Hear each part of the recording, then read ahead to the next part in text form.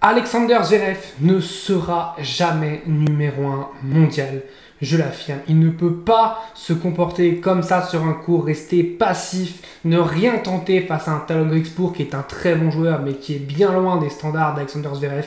Zverev avec une chance immense de se rapprocher de Jannik Sinner à cause de la suspension de Jannik Sinner. Il a cette chance immense de se rapprocher. Au final, il va peut-être même plus perdre 2 points que Jannik Sinner. On en parle tout de suite. Salut à tous, j'espère que vous allez bien. Je suis très heureux de vous retrouver pour une toute nouvelle vidéo. Et aujourd'hui, on n'avait pas trop de biscuits un petit peu sur cet Indian Wells. Et ben on en a eu un grâce ou à cause d'Alexander Zverev qui nous offre un petit peu un moyen de parler de son début de saison qui, à part sa finale Open d'Australie, est complètement catastrophique. Il n'y a vraiment rien, il y a des choix qui sont assez désastreux. Là, franchement, Zverev, il y a quand même beaucoup de mauvais choix, un niveau de jeu qui inquiète. Parce que tout d'abord, c'était son premier tour face à Tallon Griekspoor et c'était la tête de série numéro 1. Donc il avait quand même, voilà, ce poids sur ses épaules d'être la tête de série numéro 1. Ce n'était pas Carlos Alcaraz, ce n'est pas Novak Djokovic, c'était lui, c'est lui le meilleur joueur classé sur ce Double Sunshine, sur cet Indian Wells et sur ce Miami. Et il n'a complètement pas tenu son rang, il n'a pas du tout tenu son rang face à Tallon Griekspoor qui est un excellent joueur mais qui n'est pas non plus un joueur du niveau de Zverev. Même si voilà, il a battu Medvedev la semaine dernière, là il fait encore un gros match face à Zverev, lui au moins il y va. Il n'a pas peur d'aller au filet, même s'il rate des volets faciles, il y va quand même, il continue à aller au filet. Alors que Zverev c'est passif, on a retrouvé le Zverev d'il y a quelques années, ou même le Zverev des moments importants, qui recule quand ça commence à se tendre, d'avancer, il se met à reculer. Et donc, il ne peut pas être numéro 1 mondial comme ça. Il a dit, oui, j'ai pensé un peu à la première place mondiale. Mais non, mais en fait, tu peux même pas y penser. Tu ne peux pas être numéro 1 mondial. C'est pas possible, pas en jouant comme ça. Jannik Sinner, il a amélioré son jeu, il est beaucoup plus offensif, même si voilà, on a l'impression que c'est un mur et qu'il fait pas de faute, mais il a la capacité d'être offensif. Carlos Alcaraz, il a cette créativité, même si parfois c'est un peu brouillon, il a toujours cette créativité qui lui permet d'être un super joueur. Zverev, il n'a pas ça. Zverev, c'est un métronome, oui, c'est un joueur qui en revers ne va pas faire de faute quand il est vraiment, même quand il est à 80-70%, il fera pas de faute en revers, mais il a un coup droit qui est capable dans les moments importants de se déliter, il est capable de jouer court aussi dans les moments où il ne faut pas, de reculer, et ça c'est une qualité, enfin un défaut que n'ont pas les Sinner, les Alcaraz, même on pense à Novak Djokovic dans ses grandes années, Medvedev dans ses grandes années, pareil, on a l'impression que c'est un joueur défensif qui fait que défendre, mais il était capable d'avancer un petit peu sur le court, notamment quand il remporte l'US Open 2021, Daniil Medvedev est capable d'avancer dans le court, même si alors c'est pas avancer, aller au filet comme Roger Federer ou Pete Sampras ou Mikael Yodra, non, c'est avancer un petit peu, être au moins sur la ligne.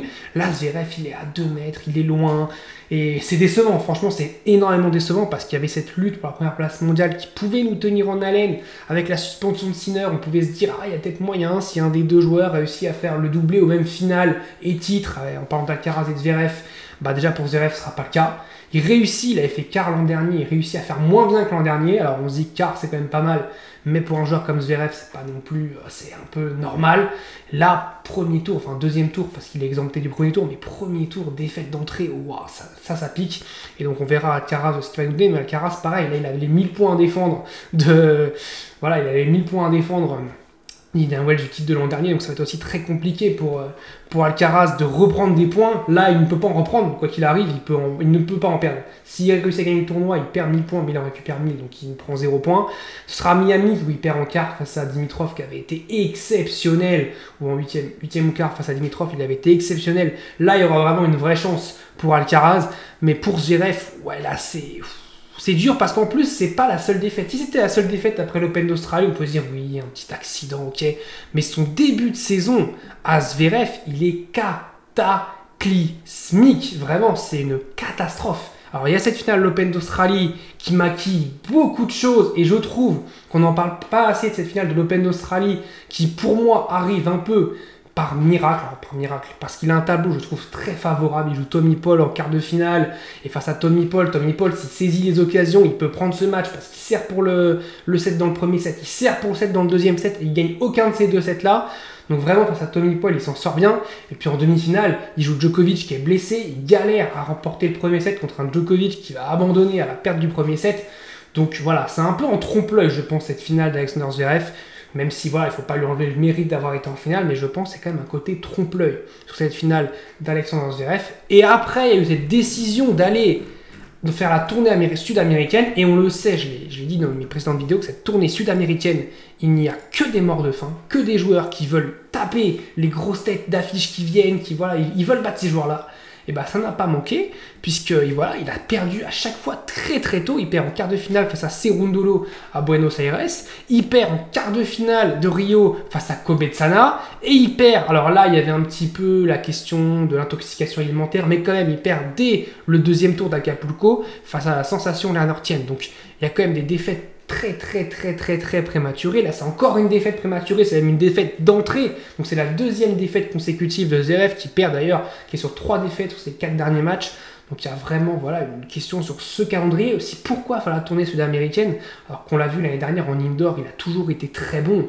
Il aurait pu faire Rotterdam, il aurait pu faire après la tournée, donc Rotterdam, puis après arriver à Dubaï ou Doha à Dubaï. Il a décidé de ne pas faire ça, il a préféré prendre une garantie parce qu'évidemment, l'Amérique du Sud, ils ont dû mettre des pépettes pour qu'Alexander Zverev aille faire leur tournée, pour faire de la pub un petit peu pour cette tournée. Mais c'est pas Zverev qui a fait le sel de cette tournée, au contraire, c'est vraiment les sensations, les joueurs sud-américains, les Brésiliens, Joao Fonseca évidemment, les Argentins, les Espagnols, c'est ces joueurs-là qui font le sel de cette tournée sud-américaine. Ce n'est pas Alexander Zverev, ce ne sera jamais Alexander Zverev qui fera le sel de cette tournée-là. Et là, pareil, il avait vraiment un grand coup à jouer, tête de série numéro 1. Paf, il perd d'entrée. Alors pour nous, Français, c'est une bonne nouvelle parce que Mpetshi Pericard aurait dû jouer Zverev du coup au 3e tour. Et au final, il jouera face à Griekspoor, qui n'est pas non plus un match évident. Mais entre prendre Griekspoor et prendre Zverev, je préfère largement prendre Griekspoor parce que Zverev, en plus, c'est un excellent relanceur. Il aurait eu le jeu parfait pour gêner Mpetshi Pericard. Là, Griekspoor, ça peut être un peu plus tranquille, je pense, pour Mpetshi Pericard. Quand je dis tranquille, c'est pour essayer de gagner ce match. C'est pas il va le gagner tranquille, voilà. C'est non. Je pense qu'il a plus de chances de gagner le match face à Griekspoor que face à Zverev. Et, enfin, je pense, j'en suis sûr même. Je pense que vous êtes tous d'accord avec moi. Mais du coup, voilà, Zverev, énorme déception. Alors, on va voir parce qu'Alcaraz, s'il perd ce soir face à Quentin Halys, pour tout le respect qu'on a pour Quentin Halys, normalement, ça doit perdre face à Alcaraz. Et ça peut aussi être une vidéo coup de gueule sur Alcaraz demain, si jamais Alcaraz perd, parce que ces joueurs-là, ils doivent aller chercher cette première place mondiale, ils ont cette ambition-là. Alors Zverev, il veut gagner un grand chelem et il veut prendre la première place mondiale. Et là, sur ces 2 mois de compétition qu'on a eu cette année, il perd en finale de l'Open d'Australie en ne se procurant pas une seule balle de break contre Yannick Sinner. Il est très passif face à Sinner. Et puis, pour prendre la première place mondiale, il a une chance avec la suspension de Sinner. Il fait toute la tournée en février, donc il peut prendre plein de points en février. Il prend quasiment rien. Et là, il perd premier tour d'Indian Wells. Donc, vraiment, ces 2 objectifs de sa carrière, pour le moment, sur ces 2 mois, on a vu vraiment ce qui pêchait, ce qui manquait, ce mental chez Zverev que Sinner a, qu'Alcaraz a, mais que lui n'a pas, malheureusement, et qu'il n'aura sans doute jamais, parce qu'au bout d'un moment, ça commence à faire. Il a déjà 27 ans. Et voilà, les minutes commencent un peu à s'écouler parce que derrière, il y a l'autre génération qui arrive. Il y a Joao Fonseca qui est en train de toquer à la porte et qui est en train de dire moi aussi, j'ai envie de jouer avec vous, les gars. Donc voilà, on a Sinner et Alcaraz qui sont les têtes d'affiche de ce tennis, je continue à le dire. Même si Zverev est tête de série 2, en grand chelem, pour moi, Zverev, il bat plus Alcaraz. Si Alcaraz fait pas n'importe quoi, Zverev, il ne bat pas Alcaraz. Et on l'a vu en finale de Roland Garros, même s'il revient de 5-2 pour gagner 7-5 le 3e set, il ne bat pas Alcaraz. Face à Sinner, c'est pareil. Même s'il a fait un énorme combat à l'US Open 2023 qui gagne, là, je pense qu'aujourd'hui, il ne bat plus Yannick Sinner, même s'il a un head-to-head qui est positif. Il peut les battre sur les 2 sets gagnants, et c'est ça aussi où on peut en vouloir à Zverev, c'est que les matchs en 2 sets gagnants, c'est sa plus grande force. C'est là où il a toujours été le plus fort. Il gagne 2 fois le Masters, il gagne pas mal de Master 1000, peut-être l'un de la nouvelle génération qu'on a le plus gagné d'ailleurs. C'est un des joueurs les meilleurs du monde sur les formats en 2 sets gagnants, et là, il a été pathétique sur ces formats-là depuis un mois. Donc voilà, est-ce que c'est un accident ou est-ce que ça montre un petit peu une faille mentale? Moi, je pense qu'il y a un peu des deux. Je pense qu'il y a un petit côté quand même accident. La tournée sud-américaine, c'est toujours casse-gueule. On peut toujours se casser un petit peu les dents et un peu en manque de confiance. On parle contre Griekspoor. Mais je pense qu'aussi qu'il y a un manque. Il y a un manque chez Zverev, ce côté passif quand ça va pas, ce côté, je me mets à reculer, et puis j'essaie de remettre avec mon verre, je ferai pas la faute, sauf que Griekspoor, il va au filet, et puis il t'atomise. Donc voilà, dites-moi vous ce que vous pensez de ce début d'Indian Wells. Pour moi, on n'a pas eu de grande dinguerie, à part celle de Zverev qui perd au premier tour. On a un super match, en plus à une heure qui est vraiment correct, énorme, pour les Français. C'est 20h, Draper, Joao Fonseca, qui est l'un des meilleurs matchs pour moi de ce début d'Indian Wells.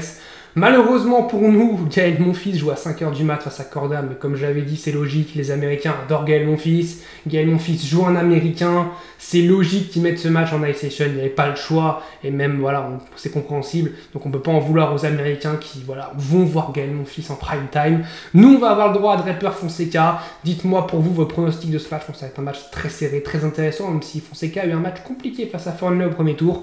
On se retrouve très très vite pour parler tennis, pour parler Indian Wells.